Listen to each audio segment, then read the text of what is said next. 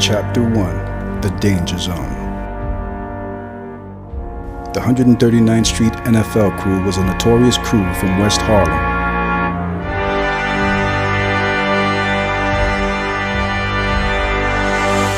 NFL stood for Niggas for Life.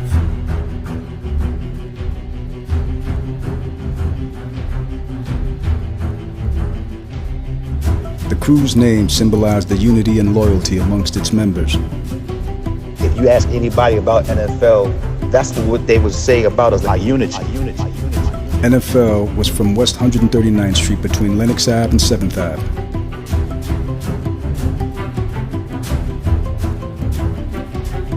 The original three members who started NFL were Reg, Lee, and TC.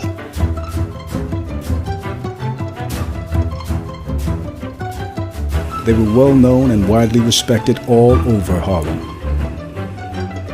NFL was very protective of their territory.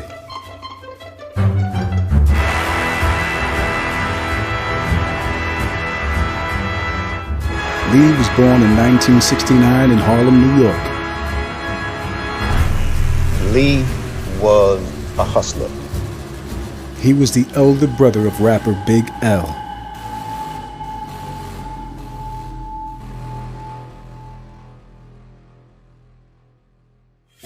Reg was born on August 13, 1967, in Harlem, New York.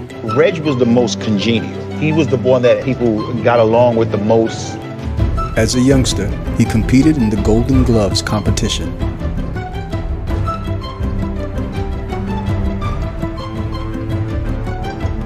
TC was born in 1965 in Harlem, New York. And TC was like a fighter, definitely a fighter. Like, you know, he would fight before he would pick up a gun. He grew up on 139th Street with his brother G. G was a cool dude, man. If he rode with you, he rode with you. Chapter 2: High on Your Own Supply.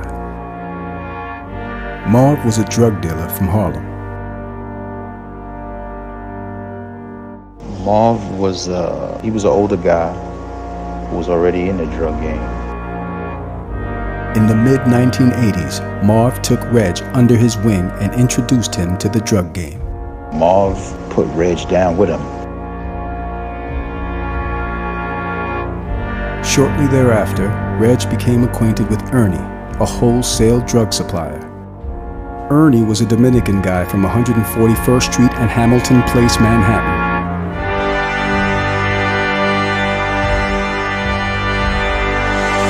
Around 1987, Marv was shot dead in his apartment.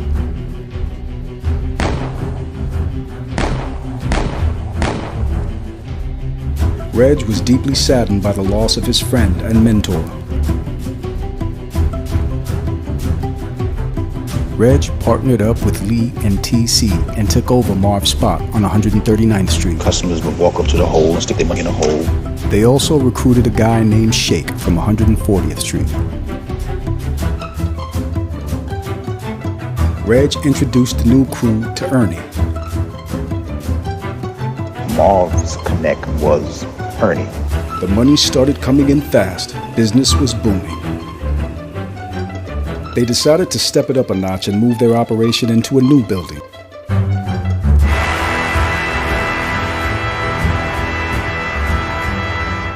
There was a Jamaican gang selling drugs out of the same building. In order to avoid confusion, the two crews used different colored vial caps.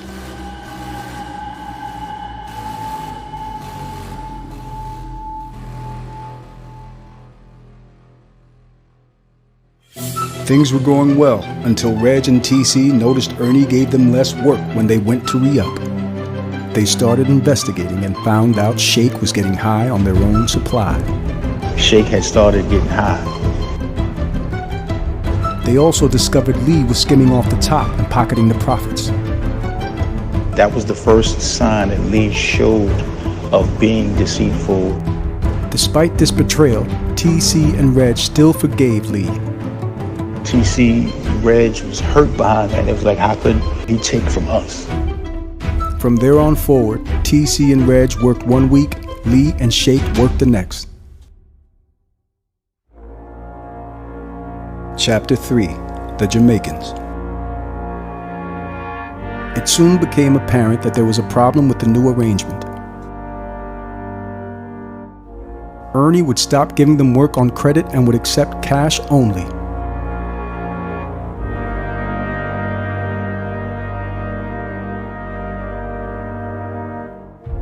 They didn't have enough money to purchase large quantities of work.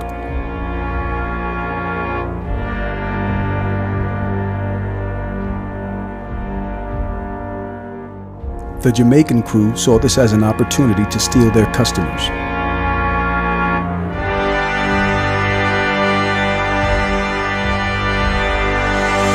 One day, TC and Reg got into a dispute with a member of the Jamaican crew.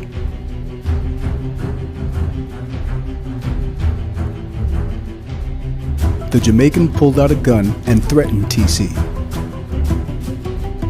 TC and Reg were unarmed at the time and therefore decided to walk away. Later that night, the Jamaican was shot and wounded.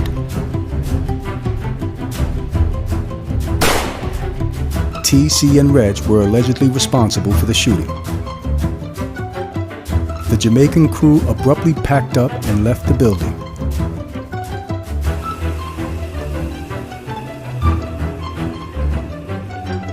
But then they came back and got into a shootout with Lee and Shake.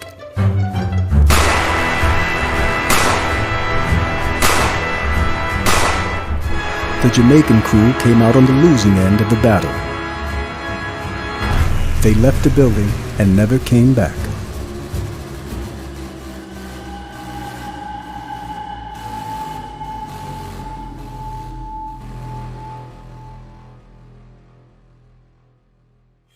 Lee and Shake were charged with attempted murder and weapons possession.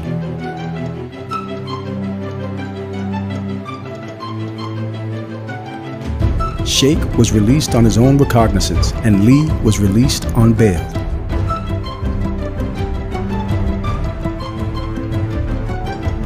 Shake and Lee went straight back to dealing drugs.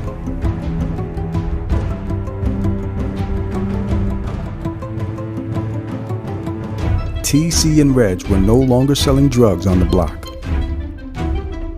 Instead, they started robbing crack houses and street-level dope dealers. Reg, Lee, TC, and Shake had messed up money somehow. They didn't have money to re-up, but they closed their spot for a while. TC and Reg, they were like walking by the block, and they went and checked on the spot. There was a guy inside, Jamaican guy, directing traffic away from the door, like telling them, don't go over there, everything is over here. He stepped to the Jamaican guy, he told him, what up, like, just don't do that. So the guy pulled out a gun, and TC and Reg came back. The guy was standing on the stoop, so they just started shooting at him. Reg and TC, basically, they left the spot alone. And Lee and Shake, they were hustling together and got into a beef with the Jamaicans. I don't know what this one was for exactly. This is when they had to shoot out again. I remember that clear as day. It's like, I heard the shots. I came and looked out the door. I stood outside. I looked up the block. I saw Lee standing in the middle of the block, just shooting into the building. It looked crazy, but he was a firm believer in holding down and protecting the block, the buildings, and he was a thorough dude when he needed to be.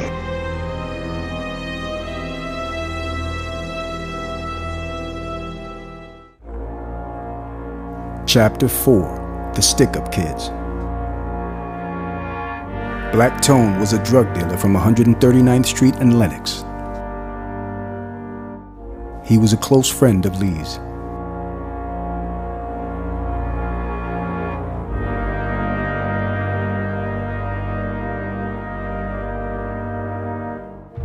Gus's bar was located on Lenox Avenue.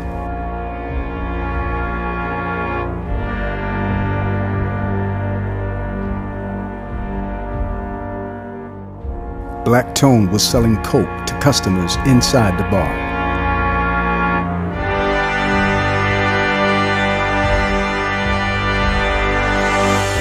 In 1988, Reg, Lee, TC, and a guy named Lime robbed Gus's bar. Black Tone allegedly acted as an inside man.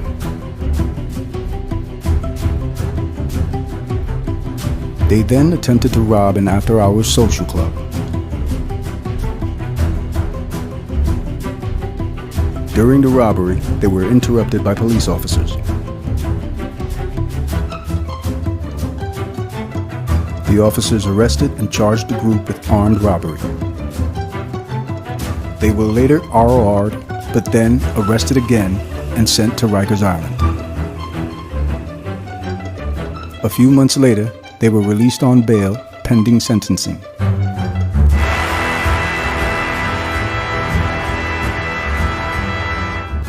Eventually, they took a plea deal and were scheduled to be sentenced on November 16, 1989. While awaiting sentencing, Lee went back to dealing drugs in the building.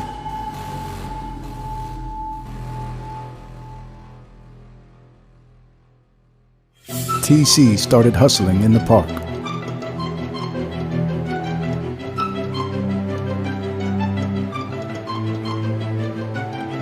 The park was located between 139th Street and 140th Street.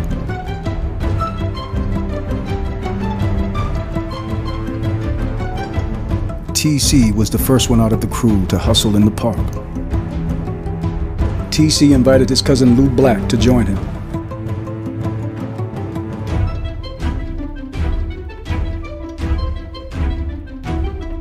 Lee decided he wanted a piece of the action and opened his own spot in the park. You know, back in the days, there was no fence around the park. You was able to walk in. They had various entrances from 139th Street to 140th Street. I never knew that they even called it Frederick Samuels until they actually put a fence up there and then put the sign up there. From back in the days in the 70s, and we never had a name for the park. That just was our park. You know what I mean? We came out the house and we went and played in the park. And then when we got older, we hustled in the park, and you know, everything was just, that's where we hung out. That was what we were known for. Those guys from 139th Street, 139th and Lenox. Big L, he called it the Danger Zone, and that's what it basically has been called since he made the record.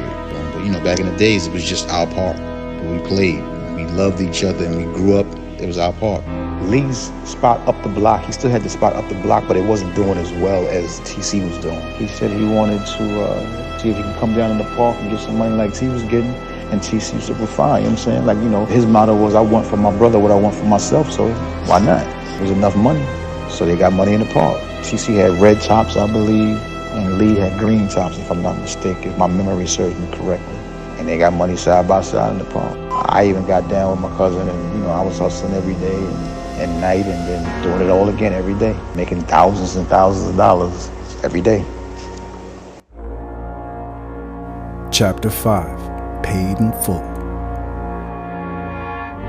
Rich Porter and Alpo were major players in the Harlem drug trade.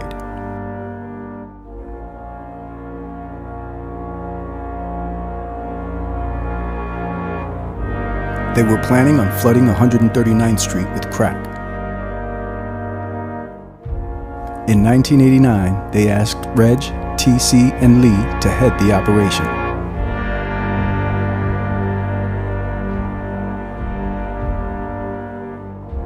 Reg, TC, and Lee had to turn down the offer due to their impending prison sentences.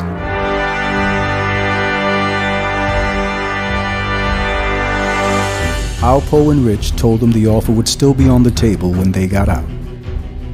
But a few months later, Rich was murdered, and Alpo left Harlem and moved to D.C.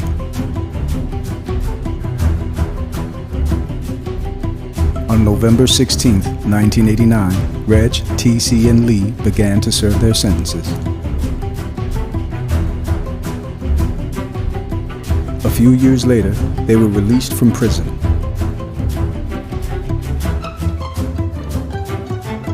TC went back to the old building and started hustling again. TC was hustling back in the old building after he cleared everybody out. TC and Reg went up there and they just said, listen, everybody got to go. Every now and then, TC would get work from a guy named Leon.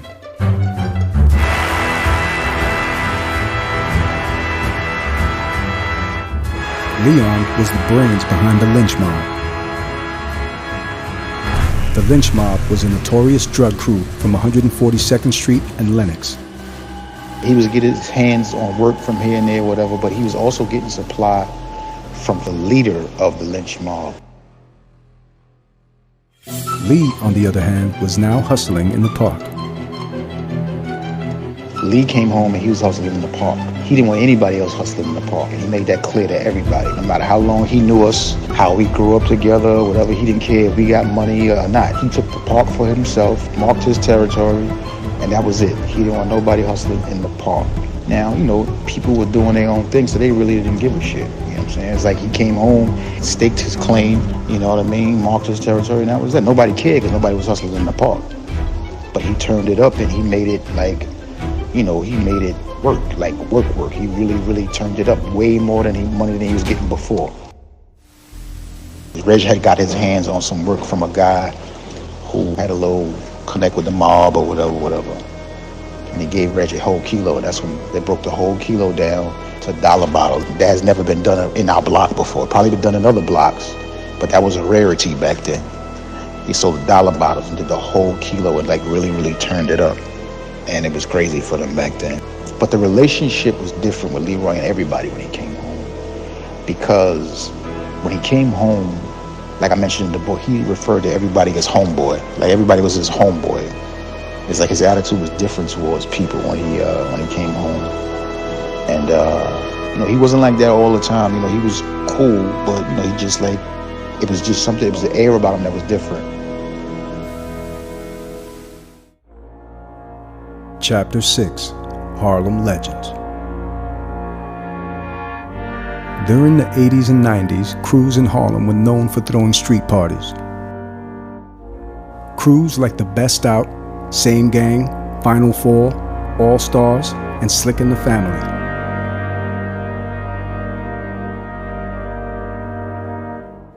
Lee thought it would be a good idea to join the Harlem party circuit. Reg and TC agreed to the idea. Next, they needed a name for their crew. TC suggested they call themselves NFL, Niggas for Life. For their first ever event, they decided to host a basketball game in the park.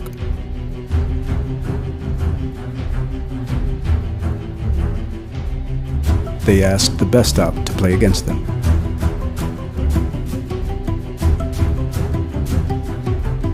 In 1992, NFL held the first annual Memorial Basketball Game.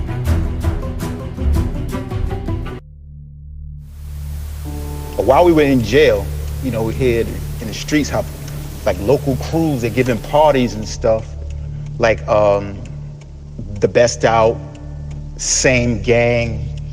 Same Gang had a guy by the name of D. Ferg in the crew, and you know, they were hustling, but they were also throwing parties and stuff like that. D. Ferg is the father of the rapper A$AP Ferg. He's part of the A$AP mob, and really good dude. They were throwing parties, and you know, we were hearing about all that stuff. We would come home like, dang, you know, we need to get to those parties, this and that, and the other, whatever. So when we came home, you know, I think it was Lee who came up with the idea, like, yo, we used to throw our own parties and stuff like that. But you know, we didn't have a name. Like, nobody really dealt with us. We was the dudes from 139th Street who, you know, they was always fighting and, you know what I'm saying, known for carrying guns and stuff like that. Plus, they went away for armed robbery. You know what I'm saying? The three of them, they went away for armed robbery. So it's like, that's the kind of reputation that they had in the streets. No nonsense, cool, but no nonsense dudes. And you know, if they need be, they got busy. So in order to mix and mingle, so to speak, or integrate into that world, into throwing the parties and stuff like that, you know, TC came up with the name NFL, Niggas for Life, because we needed a name. You know what I mean? We couldn't be like, yo, 139th Street against, or 139th Street throwing a party. Like, what?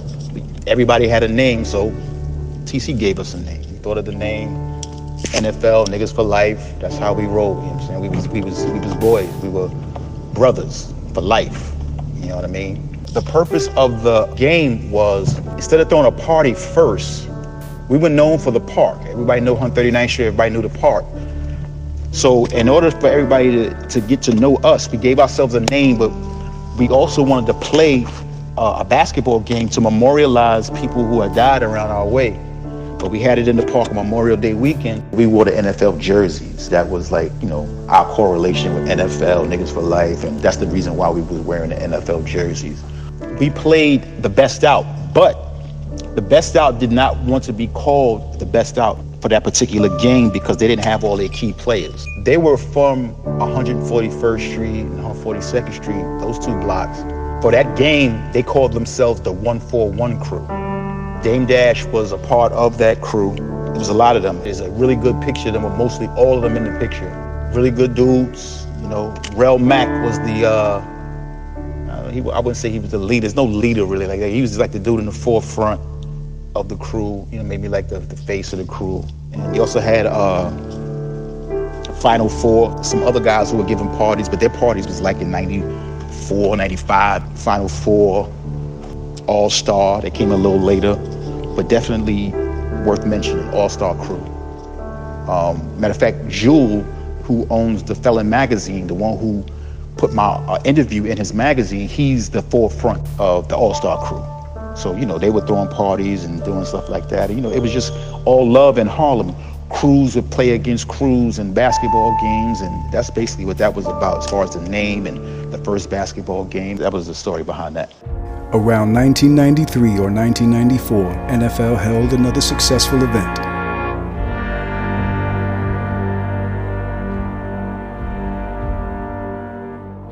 They played against the same gang at Gaucho's gym in South Bronx.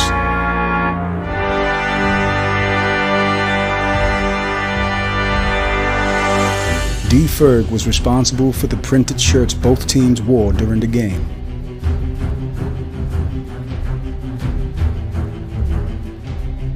He was also known for printing logos and shirts for record labels, including Bad Boy.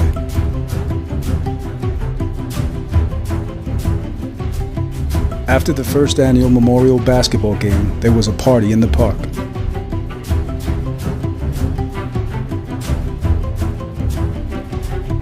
During the party, a man pulled out a gun and started shooting into the air.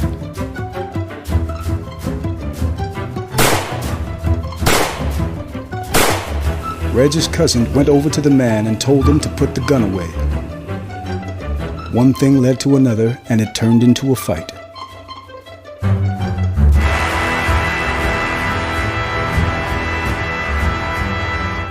The man came out on the losing end of the scuffle and fled the scene.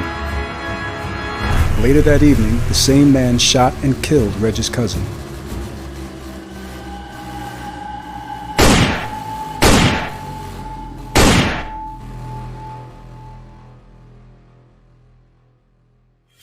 Reg was determined to avenge his cousin's death.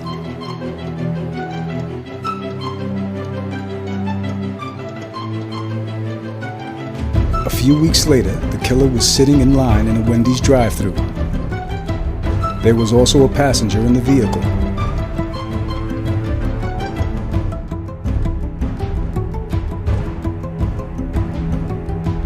Reg and G walked up to the vehicle and opened fire.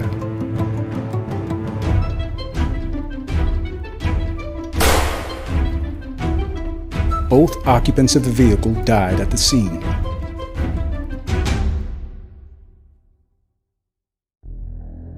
It turned like into a little party in the park after the game. You know, the legendary Love Bug Starsky, he's now deceased. You know, he was DJing in the party. Just, you know, later on that night, you know, after it got dark, a guy from 38th Street.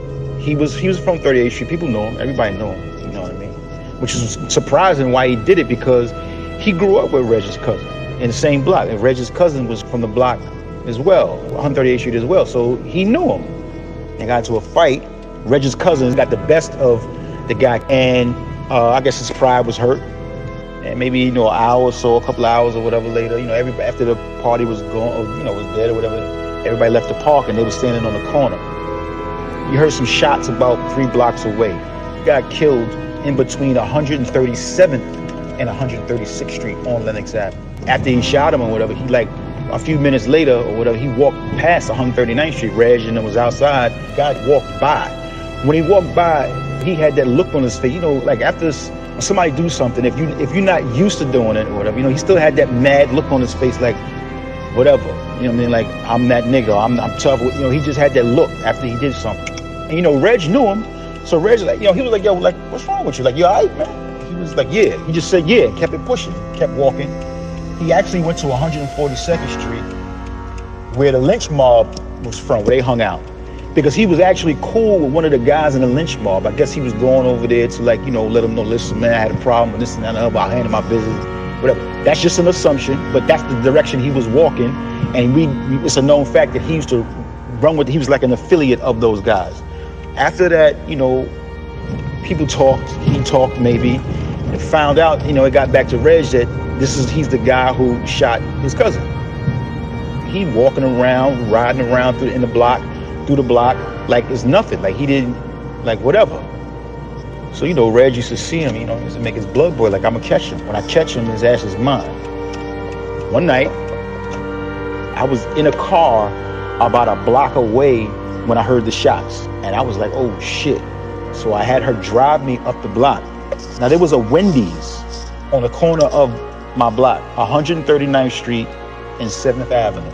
There was a Wendy's there, and there was a drive-through. Before the shots, what happened was, when they drove up the block, they got stuck in traffic. So Reg was able to see. So he told G, yo, go get your thing. You know what I'm saying? Go get your thing. You're going to catch these niggas up there at the light. You know what I'm saying? Or if they stop or whatever, you're going to catch them. Just so happens, they went through the drive-through and they were sitting there. G and Reg walked up the block. Reg came from the driver's side. G came from the passenger side. Reg startled him, but he knew he had a gun in the back. He had a gun, either it was wrapped in a t-shirt or a towel in the back seat. So he tried to turn around to get to his gun. But, you know, Reg was already shooting. That was Reg's first body. That was G's first body. And they walked down the block. That was that. Several months later, Reg and G were arrested and charged with double homicide.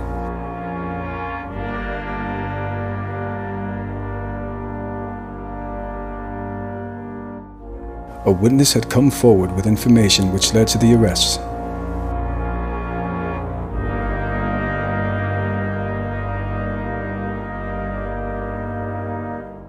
Reg and G were sent to Rikers Island.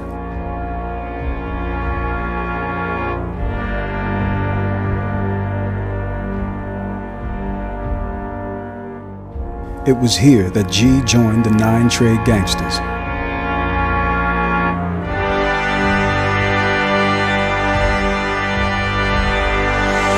The 9 trade gangsters were a set of the United Blood Nation, UBN. UBN was established in 1993 on Rikers Island. He was locked up on the island. He became blood. He became part of the 9 trade bloods. A few months later, Reg and G made bail.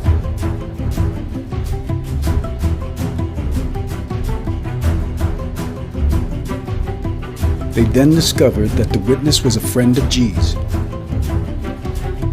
Not long after that, G's friend was no more.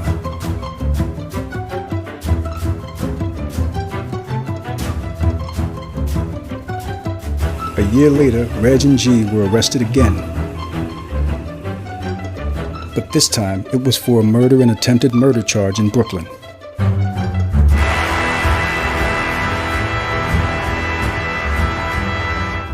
Both men maintained their innocence. They were sent back to Rikers Island.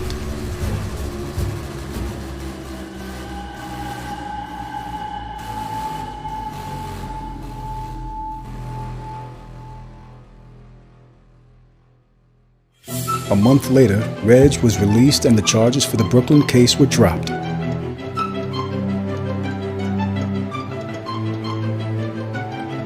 G continued to languish in prison after being identified in a police lineup.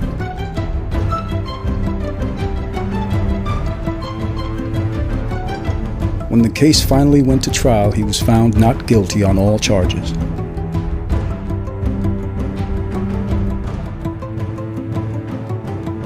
But the Wendy's shooting charge was still hanging over him and Reg. case was eventually dropped due to lack of evidence and no witnesses.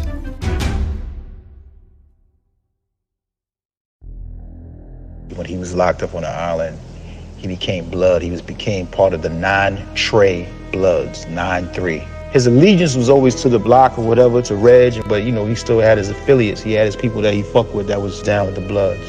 G was still going back and forth to trial for the